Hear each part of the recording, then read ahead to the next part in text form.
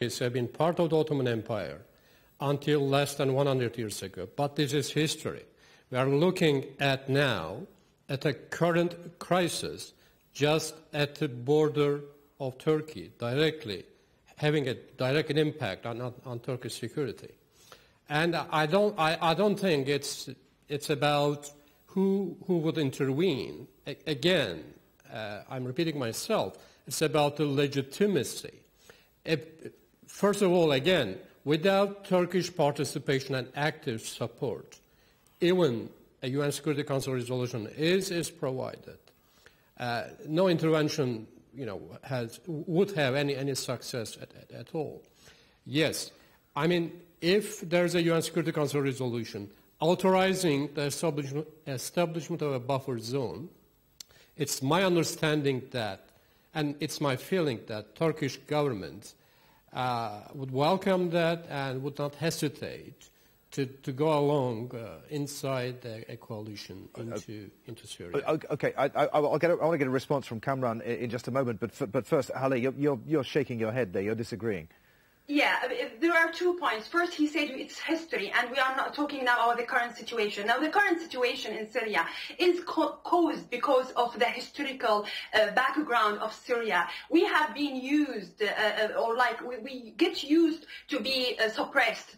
And that's what the Ottoman occupation has done to the Syria. And then, that's why people accept the brutality of the Syrian regime and of Assad, because the ethics of democracy and liberal society and civil society have never been introduced to the Syrian people, have never been introduced to the Arabs, because we are a product of colonization. We as Arabs are a product of the Ottoman occupation, who has occupied us for years.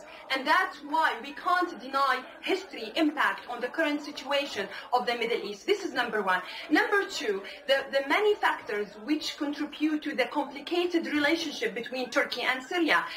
Turkey has threatened to invade Syria several years ago with the case of Abdullah Öcalan, when the Turks really threatened if he has not been handed over to the Turks will invade Syria, and then this has been sorted by Adana agreement. So there was always this kind of attempt of the Turkish government to deploy its military intervention on Syria. Okay. And that's why we are not actually confident what is the agenda, how genuine is the Turkish decision for this buffer zone. Okay, I know Halden wants to come back on that. We'll give him the opportunity to do so in a moment. But first, Kamran Bokhari, I want to ask you what the uprising has done in Syria to help or hinder Turkey's re-emergence as a major regional power, given that both Syria and Damascus and Ankara were strong allies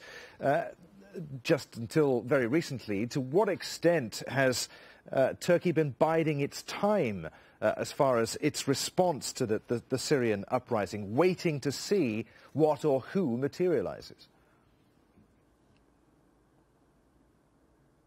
The resurgence of any country, and in this case Turkey as a major regional player, takes place in stages. We have to keep in mind that the Turkish Republic is nearly 100 years old, and for the bulk of that century, Turkey has not been a major player in the sense that the Ottoman Empire was.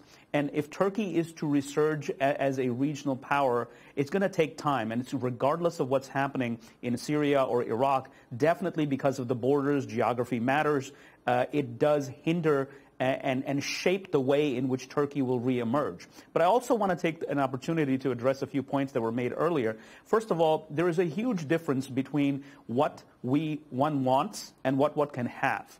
The reality is that, yes, there is a colonial legacy, there is history. And, if we were to take that as an issue, then, one country or another has been occupied, by a third, and this is reality all across the world. And so that's something that we cannot escape. And the fact of today is that there is geography. I mean, Turkey cannot just be oblivious to what's happening in Syria. It has to have a role.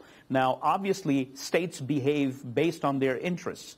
So if someone is going to promote democracy, if a country is saying that it's going to promote democracy, they may be very well genuine in that, but it's guided by their interests, and it's mostly national security, especially when you have the kind of commotion that we're seeing in Syria. And therefore, the Turks have no choice but to deal with this situation, whether they like it or not. And I don't think that this government or any government in Turkey faced with the same situation would be desiring to go into Syria and create more problems for itself. It's about managing a very, very difficult situation. Hala Diab, it's about managing a difficult situation. Surely Turkey has an obligation to protect those people who are fleeing across its border from Syria, the refugees. It's not about managing this situation rather than escalating the situation. Like we know, this intervention or this buffer zone can be the trigger of possibility of aggression between the Turkish armies and between the Syrian armies, because the Syrian armies will secure their borders, will go into a fight with the Turkish armies if that happens. And being a member of the NATO will, by definition, will be obliged to come to aid a member of its states, and that will lead to the intervention also of the NATO into the situation, and this will escalate the situation. There is another point I want to make. What is now our priority? Is it our priority to increase the number of the Syrian refugees who are fleeing from Aleppo and Daraa and Idlib, or to solve the problems of the Syrian refugees? If we support or if we protect or we say, okay, our priority now is just to protect the refugees, that will encourage people to leave their homes. And we will end up with a national crisis, a humanitarian crisis. We will end up with Syrian refugees, as the situation with Palestinian refugees and Kurd refugees. I think the priority now is not to escalate the problem we have in Syria, rather than to find ways to solve the problems and to solve the crisis of Syria without actually increase the arms or increase the military conflict. Halden Solmestog, I mean, to that end, that's what Kofi Annan meant when he talked about the need to handle the Syria issue carefully, wasn't it? Oh, absolutely. I absolutely agree with him. In 1998, it was a crisis between Turkey and Syria. And indeed, Turkey threatened military action because Syria clearly, openly, harbored the terrorist chief inside the country and supported a terrorist campaign inside Turkey. But that was 14 years ago. Today, this crisis is not between Turkey and Syria. This is a region-wide crisis with global-scale complications. I mean, it's easy to blame colonialists for any problems and ills, not only in Syria, but in many other countries. But this does not help in solving this problem today. The problem today is that there is an internal conflict in Syria, and as it is perceived from outside, the Syrian government is massacring its own people.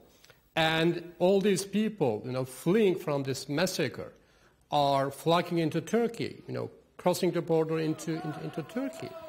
And neither the Turkey nor the international community turn a blind eye and just deaf ear to what's going on. If UN Security Council manages to arrive at a resolution, I don't think Turkey hesitate at all or refrain from, playing its role. Okay, I know, Hala, you want to come back, but first I want to get a word from Kamran Bokhari. Kamran, I wonder to what extent a fear of upsetting Iran has factored into Turkey's response to the Syrian uprising. That's very much the case. I mean, Iran shares a border with Turkey. Turkey also has a couple of other borders with Iran. One is in Iraq, given the disproportionate amount of influence that Iran enjoys in post-Ba'athist Iraq. And Iran being the supporter of the current regime in Syria also means that there is an Iranian presence, a geopolitical footprint in Syria. And Iran is a rising power. Turkey is a rising power. The Turkish government at this point in time does not want to engage in a confrontation with Iran, so it has to handle this matter very delicately, and therefore it has to take into consideration the fact that it is coming from the outside, whereas Iranian military advisors and intelligence officials have long been present in Syria. And therefore, it doesn't want to widen the scope of this conflict, as my Turkish colleague was saying. And the other thing I'd like to respond to a point that Hala made earlier, which is that, she's asking and saying, well, why can't the Syrian people, carry on their revolution on their own?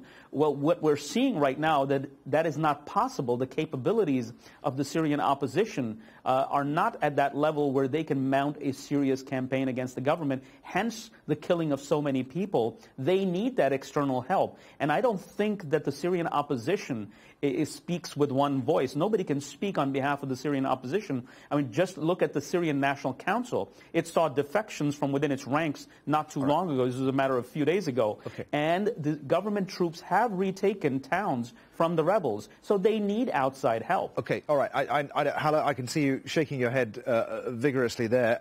Respond, please. But also, before you do, bearing in mind we've got a very brief amount of time left, 2 minutes in fact, tell me where in the spectrum of the Syrian opposition your group, the ODFS, sits. It's actually a moderate opposition group which we promote for democracy and freedom in Syria, and we are trying to help to unify actually the voices of the oppositions, because the main problem we have here in Syria is that the Syrian opposition themselves, they don't have a shared voice, shared ground of a change, and that's why I think that the problem now with the Syrian revolution, it fails to achieve its target because there is no substantial alternative to Assad regime. Many people in Syria, and I'm speaking here from perspective of a Syrian person, a Syrian citizen who lived in Syria for a few years of my life, people are still scared of what is the future will bring to Syria. And that's why maybe the Syrian revolution till now, it has not succeeded, because people can't see beyond the horizon what is going to happen next. And maybe also because of the complexity of the texture of the Syrian society, with all these sects, with the Alawites, Shia and Durzi and Kurds and Sunni, and that's why I think what the Syrian people need is the assurance that the future Syria is the Syria for all Syria. It's not for the Alawite, it's not for the Sunni, it's for every single Syrian with regards to religious sect, regards to ethnicity, regards to race. All right, there I'm afraid we must leave it. So thank you to all our guests, Haldun Solmazturk in Ankara, Kamran Bokhari in Toronto, and Hala Diab in Leicester in the UK. And thank you very much indeed for watching. If you want to catch the show again online, just go to our website at aljazeera.com. From me, Adrian Finnegan, I'll see you again. Bye for now.